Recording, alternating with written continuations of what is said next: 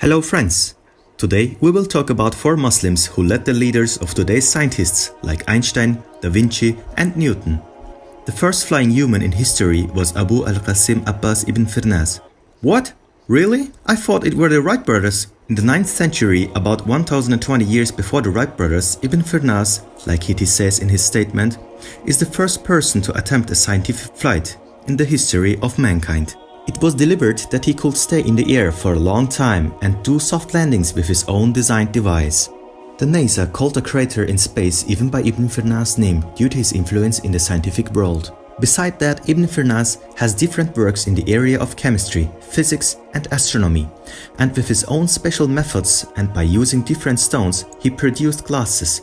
For the very first time, he also invented eyeglasses by discovering how to straighten glass. And since we are talking about eyeglasses, the second one is the finder of optical science, Ibn Haytham. He lived in the 10th century, and with his works in physics and mathematics, which were translated in European language, the astronomer Ibn Haytham led scientists like Kepler, Newton, Galileo and Da Vinci. In his work, Book of Optics, he worked in detail on the anatomy of the eye, on the functions of the eye, on its light and sight ability, and on hundreds of other issues like the breaking of light on transparent objects. His leadership let him go down in history as the father of optics. More than that, he found the photographic model. Therefore, Ibn Haytham is the first to have used the dark room. The third one is the leader of medicine, Ibn al-Nafiz. He is a Muslim who described the pulmonary circulation of the blood 300 years before Europe did. He was the first scholar who brought out scientific works. He concentrated himself more on the reason of the disease outbreaks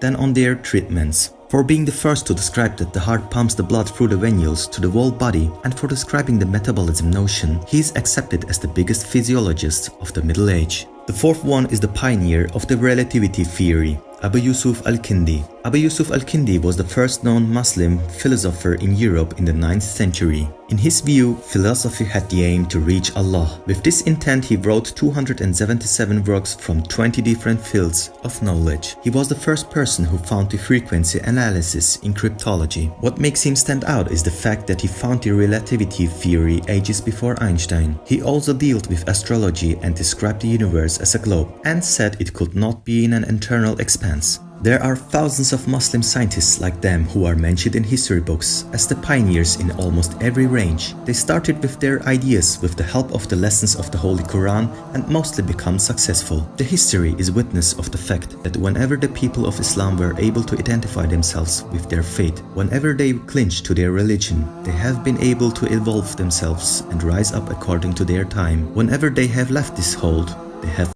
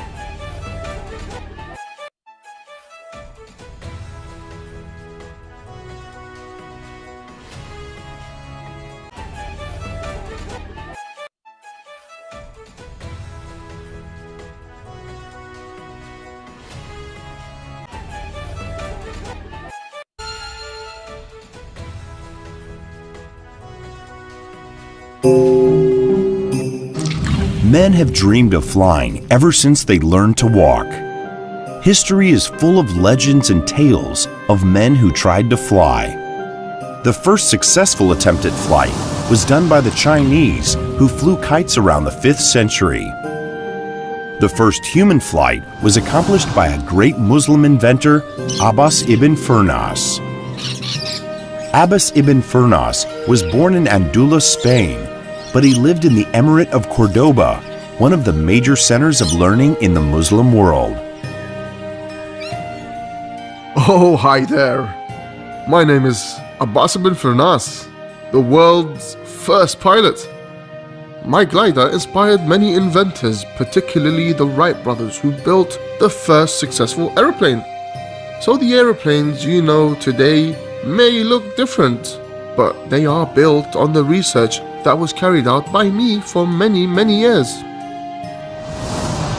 One day, Ibn Firnas watched a man test the first parachute jump. This gave him an idea. For the next 23 years, Ibn Firnas studied the nature of flight, and eventually at the age of 70, he built a pair of wings out of silk, wood, and actual feathers, and he jumped off a cliff, gliding in the air. Ibn Firnas's brave attempt at flying launched him into history.